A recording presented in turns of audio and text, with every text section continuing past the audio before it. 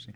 So building off of the dinosaurs in the Bible statement there, one interesting element to add to that is if you so like you were saying that with the discovery of fossils, particularly around the 1800s or so, a lot of Christians were faced with the idea of what are these massive beings doing, these bizarre creatures that we've never seen before, which nowadays we call them dinosaurs. One of the views that cropped up was saying that, actually dinosaurs coexisted with humans, and it's found here in Scripture.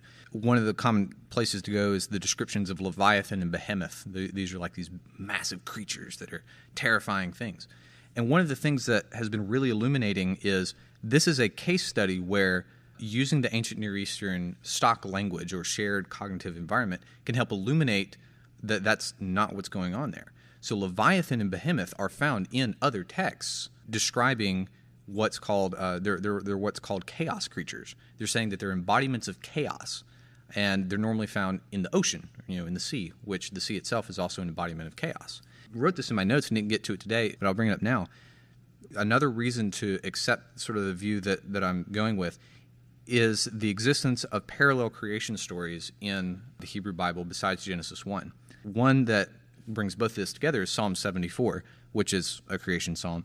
And one of the lines in there describes God creating the world. It's in verse 12. It says, God, my King, is from old, working salvation in the midst of the earth. Thou didst divide the sea by thy might. That's the, dividing land and sea there. Thou didst break off the heads of the dragons on the waters. Okay, that's weird. Thou didst crush the heads of Leviathan, and thou didst give them food for the creatures of the wilderness. Is that God killing a dinosaur? Thou didst cleave open springs and brooks. Thou didst dry up ever-flowing streams. Thine is the day, thine is also the night. Thou hast established the luminaries in the sun. Wait, that's day 4. Thou hast fixed all the bounds of the earth. Wait, that's separating dry earth and sea again. And thou hast made summer and winter. That's also day 4 as well.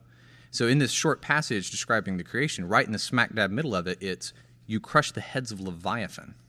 It's kind of a very strange description of the creation. This would be an example of God destroying this is a metaphorical description of God destroying a chaos creature, and that's what I would take Genesis 1 to be. This is God imposing order on a chaotic environment. And then you asked a question about Adam and Eve being driven out of the garden. It's a good one. So yes, I would agree that was a historical event, that there was actually a garden where there was a tree of knowledge of good and evil, and there was also a tree of life that was there, and they were driven out of the garden. If you accept the view that Adam and Eve were acting as priests, and the temple or the garden was the temple, then they were actually cast out of the temple into the wilderness that's out there. And I think that also goes back to the original point about the fall. It's not God sent them out of the garden and then destroyed the entire universe and introduced entropy and all this stuff. It's he threw them out of the garden into the wilderness, into chaos, into now they no longer have the benefits of God's relationship with them, and now they will have to try and construct order from what's around them into, as it says here in Psalm 74, now they have the creatures of the wilderness that they must subject and things like that.